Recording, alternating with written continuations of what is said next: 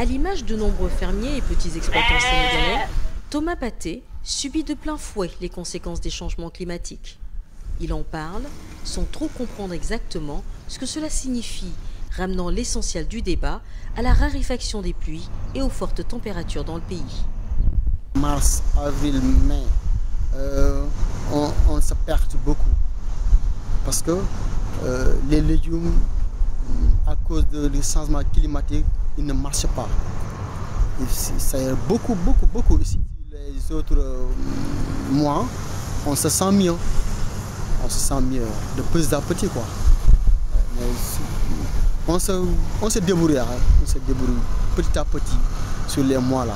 Mais Thomas n'est pas seul dans cette situation. Des millions d'Africains parlent des changements climatiques sans en saisir les vrais enjeux. C'est en partant de ce déficit d'information que le programme de recherche sur le changement climatique, l'agriculture et la sécurité alimentaire, une composante du groupe consultatif pour la recherche agricole internationale, le CGIAR, a organisé à Dakar un atelier rassemblant journalistes et chercheurs.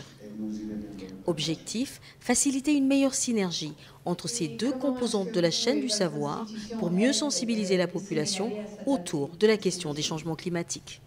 Il y avait plusieurs buts. Donc c'est de donner des outils qui peuvent améliorer le reportage sur le changement climatique. Parce que le changement climatique, c'est un concept assez abstrait et qui demande beaucoup de recherche, des sources légitimes, parler à des chercheurs. Donc le premier but, c'était de donner ces outils aux journalistes. Ça, c'était à travers des discussions avec des journalistes chevronnés dans tout ce qui est la science et le changement climatique. Je crois qu'il y a eu des discussions intéressantes. Les participants ont tour à tour déploré l'insuffisance des canaux de communication entre les chercheurs et les médias, le manque de moyens et surtout le peu d'appétit du public pour les questions relevant de la science et donc du changement climatique. Particulièrement au quotidien national Le Soleil, on s'est battu. Vous savez, c'est une bataille au quotidien. Rien n'est donné sur un plateau d'argent dans les rédactions. Il faut se battre. L'information environnementale a de la valeur. L'information scientifique a de la valeur. Dès qu'on parle de science, on parle de rigueur, de sérieux. Donc ce sont des choses sérieuses qui intéressent le vécu quotidien des populations.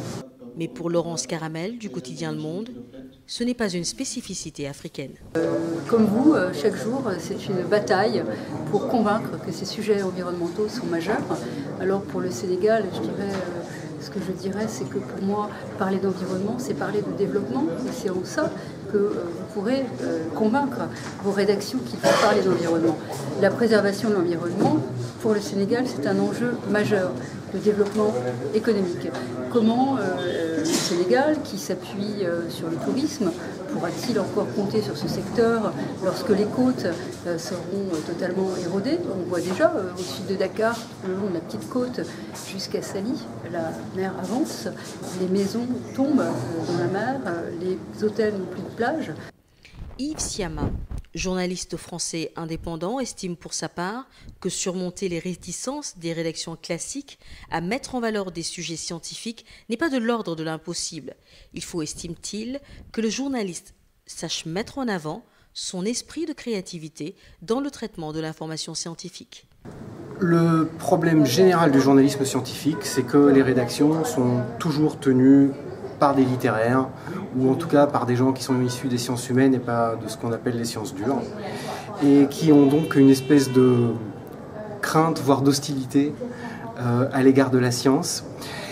Et je crois que pour la dépasser, il n'y a pas de miracle, il faut montrer qu'il y a des vraies histoires journalistiques à raconter avec la science, et des histoires journalistiques, c'est des personnages qui rencontrent un défi, qui surmontent ce défi. C'est montrer que ces histoires concernent des milliers, voire des millions de gens. Donc c'est montrer qu'elles sont importantes, qu'elles sont peuplées de personnages passionnants. Et avec ça, on peut faire du bon journalisme. Autre difficulté relevée par les participants à l'atelier de Dakar, les difficultés d'accès aux sources, c'est-à-dire aux chercheurs et aux laboratoires de recherche.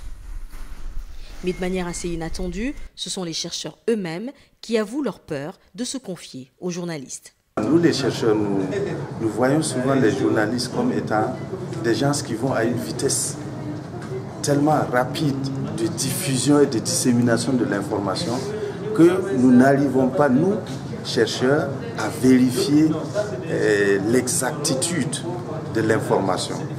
Et cela fait que nous chercheurs, nous sommes quelquefois très réticents à se lancer dans une interaction directe avec les journalistes.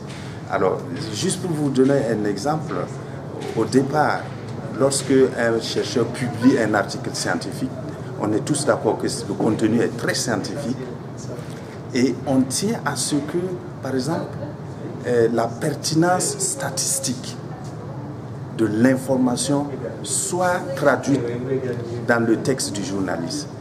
Et quelquefois, malheureusement, je dois le dire, il arrive que le journaliste voit tout de suite, je dirais un peu le sensationnel de l'information, mais ne dit pas quelque chose sur la pertinence statistique et scientifique de l'information. Le fin mot de ce face-à-face de 4 heures où experts et communicateurs se sont parlé pour réfléchir à une stratégie adéquate pour sensibiliser le public autour des questions liées au changement climatique, c'est qu'il faut un dialogue permanent entre les laboratoires et les rédactions. Et pour joindre l'acte à la parole, les deux parties se sont donné rendez-vous à Kaffrine, à 236 km de la capitale sénégalaise, pour toucher du doigt les efforts déployés par les chercheurs dans le secteur agricole, dans le but d'aider les petits exploitants à adapter leurs pratiques agricoles afin de garantir l'approvisionnement et les moyens de subsistance alimentaire fiables.